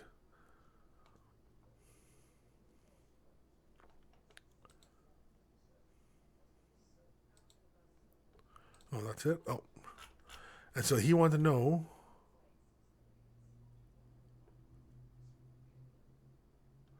Right. So you want to do the pale skin of these guys. Well, to do the pale skin, it's not too hard. I would start off with something like, Reichland Flesh Shade. Not Reichland Flesh? No, not Reichland Flesh Shade. Ricard Flesh. It's a really desaturated. It almost looks like undead. But when you're going to go with real pale skin tones, you're going to have this undead kind of look anyway. And basically you're building it up to pallid witch flesh is what you're, and highlight color is going to be. It's going to be this really light flesh tone. And we could take, like, say, Ricard flesh and throw, say, like in a 1-to-1 mix, throw in some Cadian flesh tone just to warm it up a bit and use that as your base tone and then build up. Or you can go with pallid witch flesh as your base tone. Take Ricard flesh with, say, a little bit of Cadian flesh tone, mix them together, add a heavy helping of medium, thin it way down, use it like a glaze shade wash, and apply it into the recesses. And it should give you some shadows, just like a little bit of shadows here and there, and, while still keeping that really bright, vibrant kind of, or not vibrant, but really bright skin tone, real pale looking skin tone. As for the eyes, I mean, I definitely would do the eyes, the eyelids, and then move to the rest. Sorry, I keep yawning here. Holy moly. Not enough coffee. That's what it is. I need like one of those, what are those IVs? I have like the baggie right beside me, the IV sitting there. You just see this coffee sitting there percolating away. But yeah, that's what model I recently did. Had really pale flesh. I did a model recently. I had a real pale flesh, and I did it somewhat like that. I took like Ricard flesh with a little bit of Cadian flesh tone, mix them in a 1-to-1, use that as the base, and applied it like that because it gave me, not such a warm, because Cadian flesh tone is a very warm feeling flesh tone versus like Ricard flesh, which is kind of desaturated and feels very pale, kind of sickly. And so you mix the two and it gives you a little bit of warmth back into it, and then use that as the tone.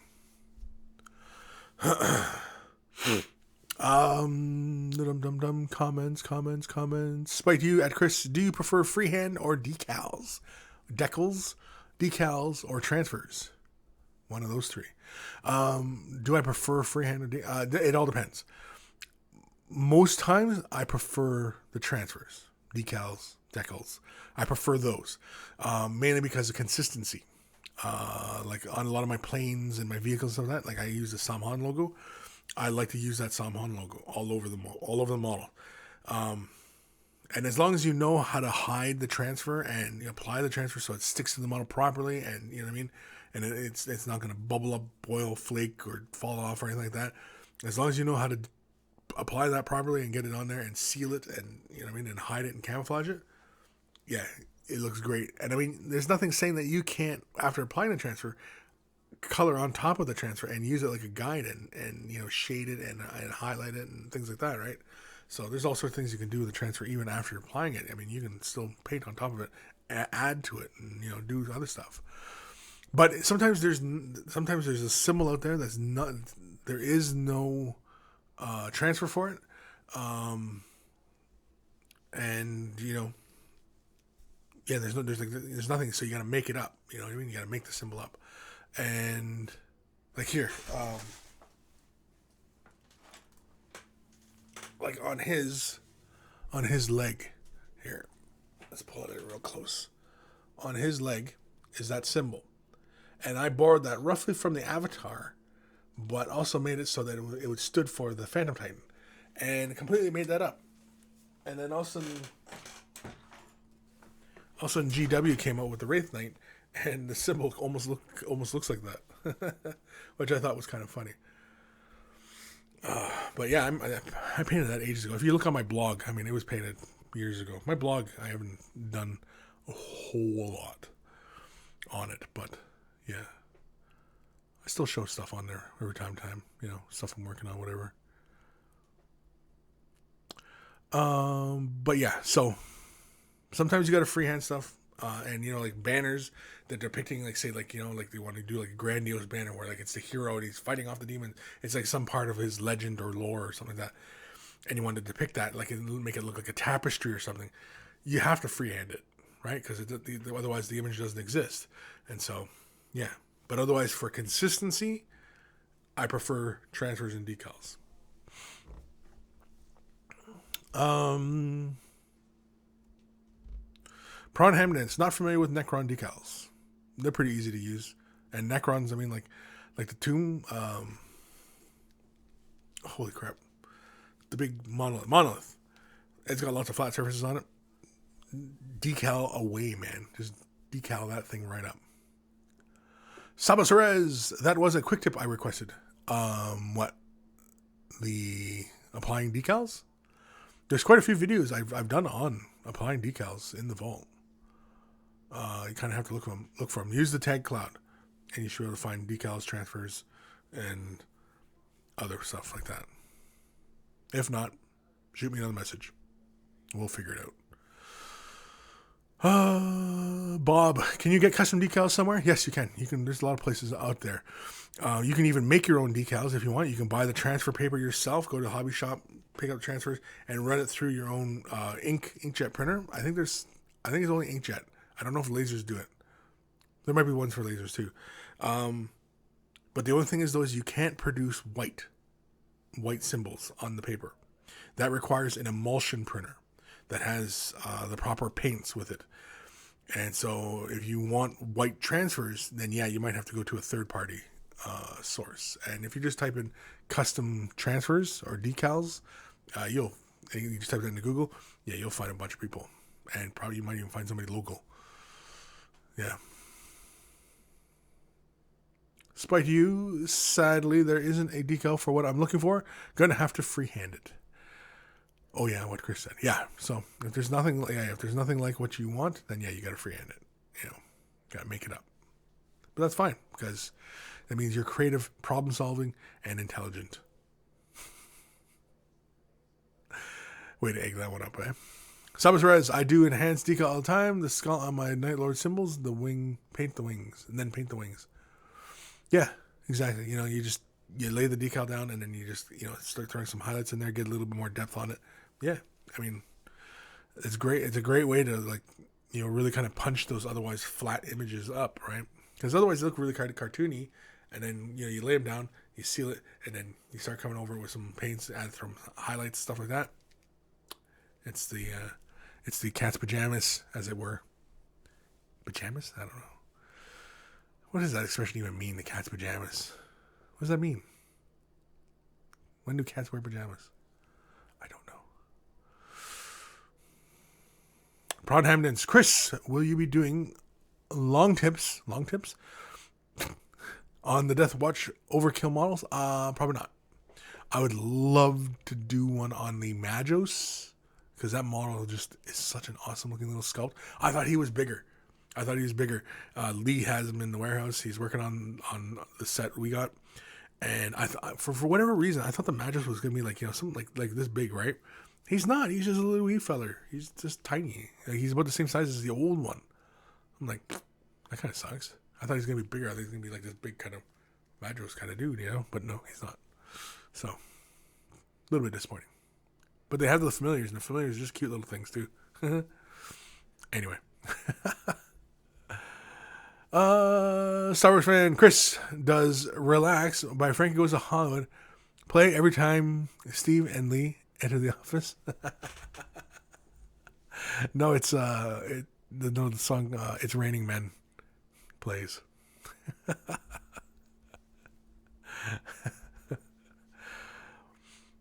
Danish artist Kris, you can get white decal paper that is white instead of clear. Oh, really? But okay, if I got white decal paper and I wanted to do say I wanted to make a Samhan logo, okay, which is just pure white, does the printer scrape that excess paint away, or does it color it around it or does it just create an outline on it, or what? And then when I want to get the transfer off the paper, do I have to cut into it and use the white and, you know what I mean, like carefully cut it out? Because that's really tedious. That's really tedious if that's the case. I'd rather go through a third party then. Get somebody to create that white image with the clear background.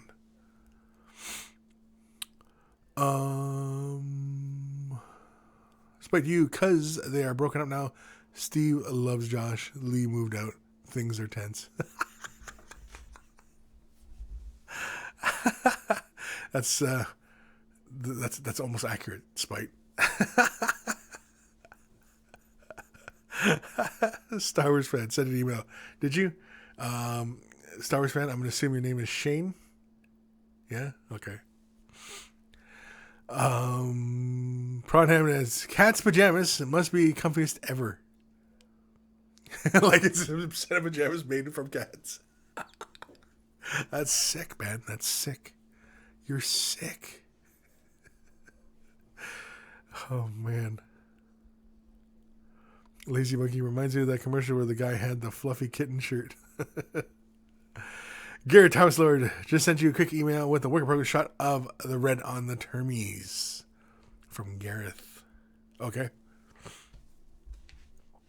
Well, you know what? What time are we at? Holy crap, we got 13 minutes left.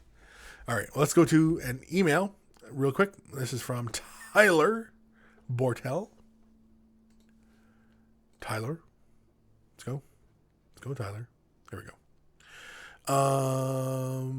Kris, love the show. Thanks so much for all the great work you've done, all the things you've taught me, and all the endless hours of my free time you've stolen. So, one picture, two questions. It's a Dark Elf Shadow Blade I painted. How do you like it? The second question is this. I'm a tile player at heart and was wondering if the sort of galactic space armor would look good on a stealth suit, and if you have any tips on making it work. Thanks so much. And DFTBA. What does that mean? DFTBA. I don't know what that means, Tyler. What does it mean? TBA, TF. I don't know. Oh, excuse me. And so here is a shadow night elf or night shadow elf or something like that. And so he wants to know if this would look good on a stealth suit. I think it would look really good on a stealth suit. And do you have an airbrush? Because that'd be the easiest way to get these nice color transitions and these nice little fades pointing towards, like say for example, like how this is getting brighter towards the knee. Yeah. Up to the top of the cloak.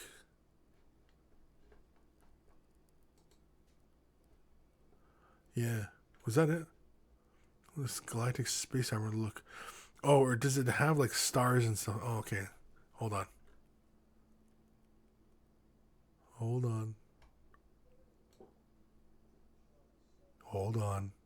Come on, I thought this was going to give me a better resolution here. Okay, so he's got like celestial phenomena and stuff like that going on. Okay, I got you. All right.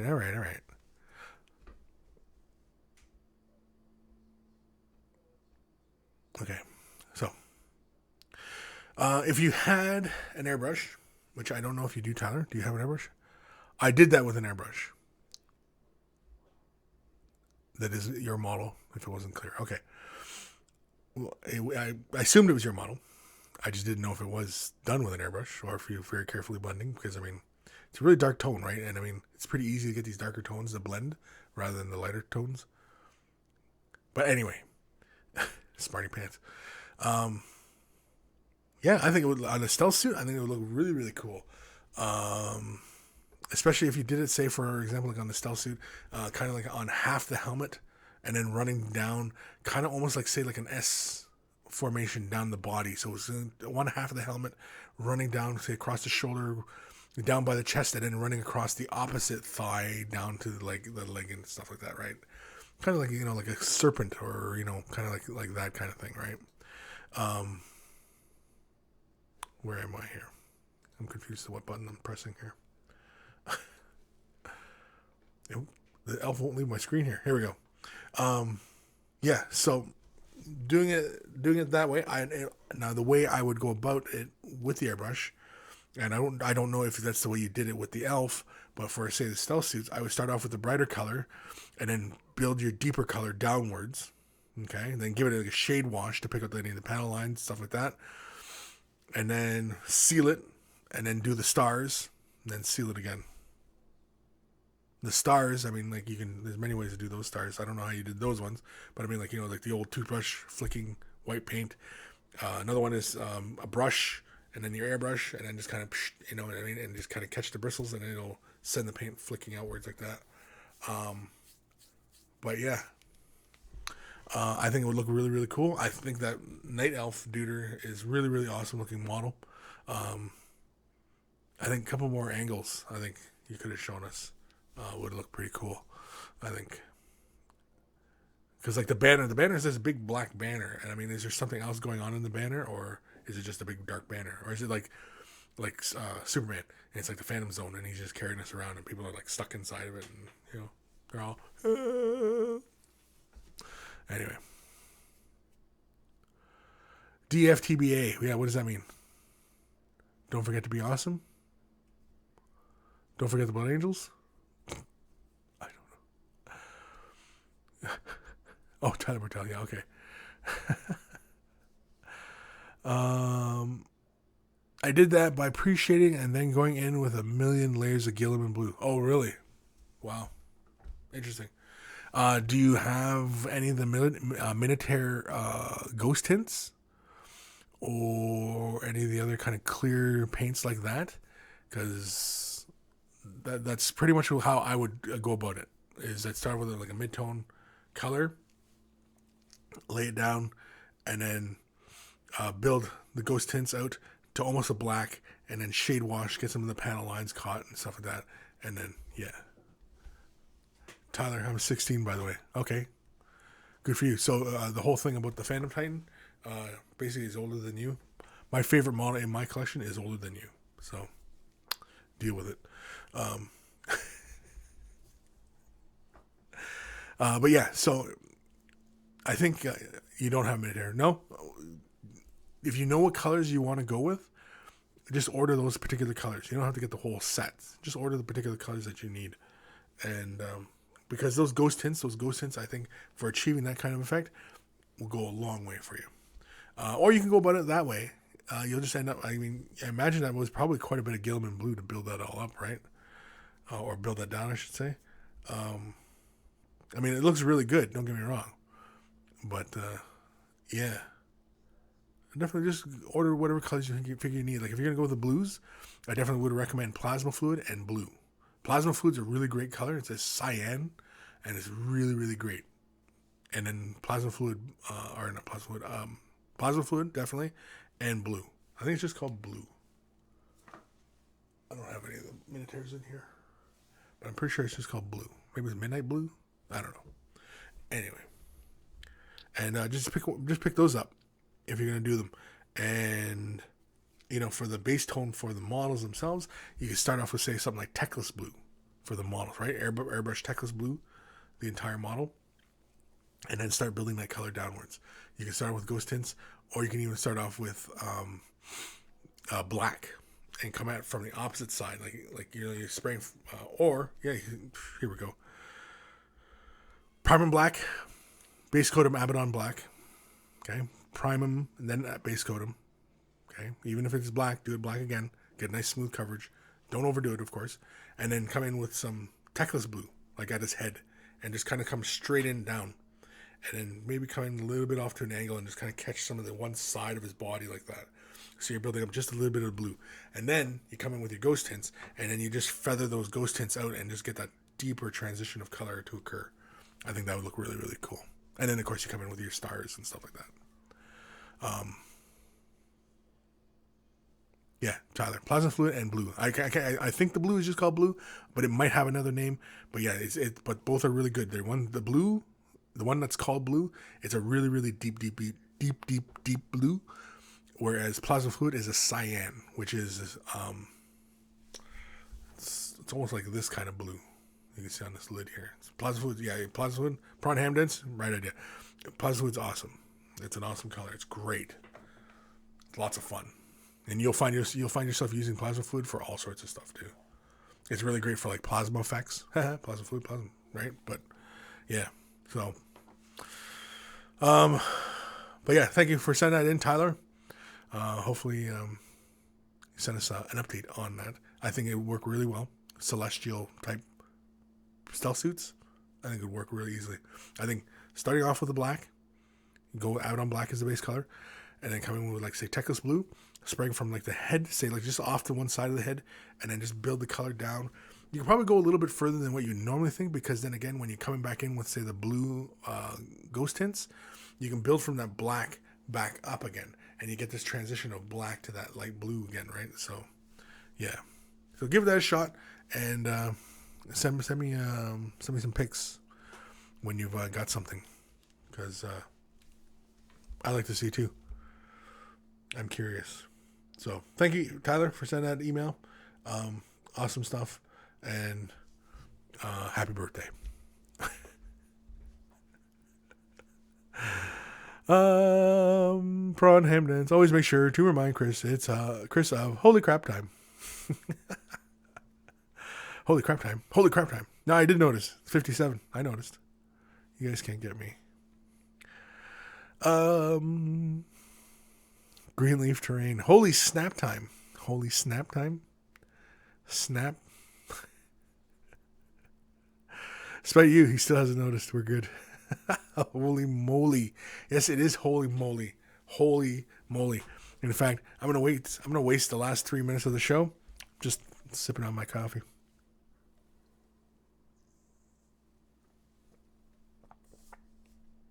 Oh, that's good coffee. It's good. It's good. It's good. Prawn Hamdan said, Chris, what is the color wheel? The color wheel?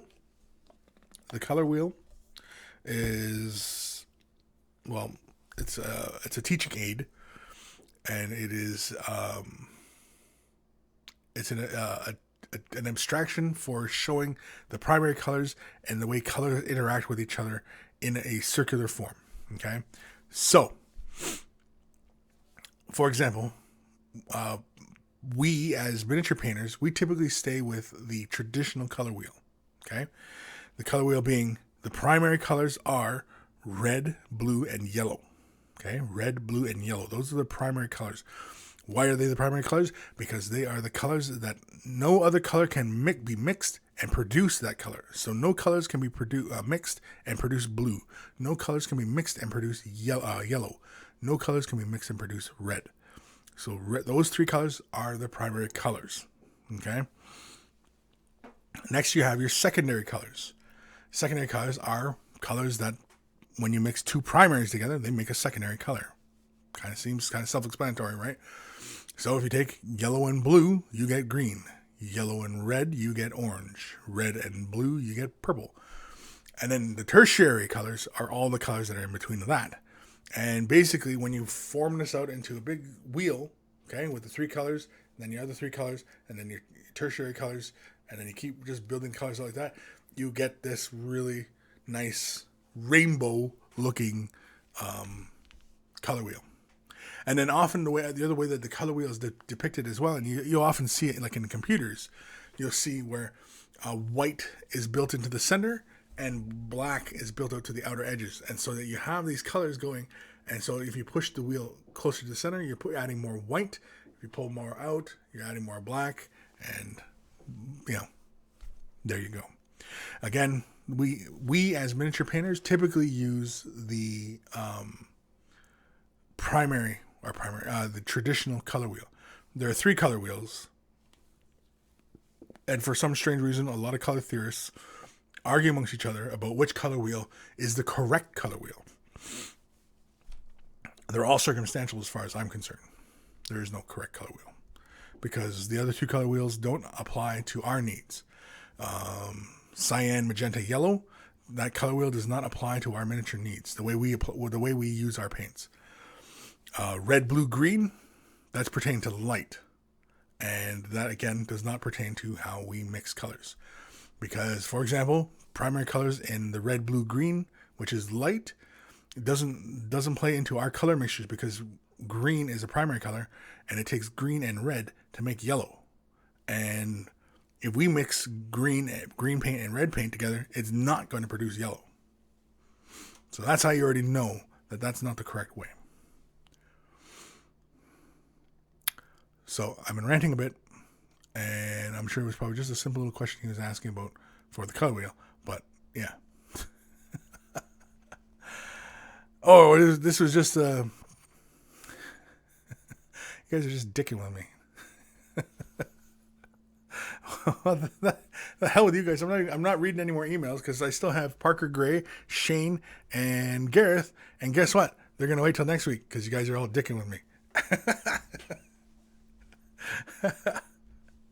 Parker Gray, we should do a color theory for another hour. Yeah, right. No, you know what though? I have in the vault, Mini Wargames Vault, in the Miniature Painting 101 series, I have like a very, very good introduction series to painting, and it covers color theory, it covers all these different technique types that we use, everything. For anybody who's like really brand new into this, it's a really great starting point for a lot of people, and it clears up a lot of confusion for a lot of people. And so yeah, send your questions, comments, hate mail to Kris at miniwargaming.com. Answer it on the show, and we'll all have a look at your work and admire your painting abilities and what have you, right? If you want your question answered a little bit faster than that, join us on Facebook, Way the Brush. Just type it in Facebook, Way the Brush, and you'll see us, monkeys, and we'll all be there, of course. Way the Brush t-shirts, again, just like Bob. Let's pull that picture of Bob up again. Because he looks so damn pretty in his Way the Brush t-shirt. I mean, you cannot tell me you do not look manly in your Way the Brush t-shirt. You probably feel more manly, and he probably, he no longer feels like the one pump chump anymore wearing his t-shirt like that. No, he's not the two-stroke engine anymore. He's he's a dynamo.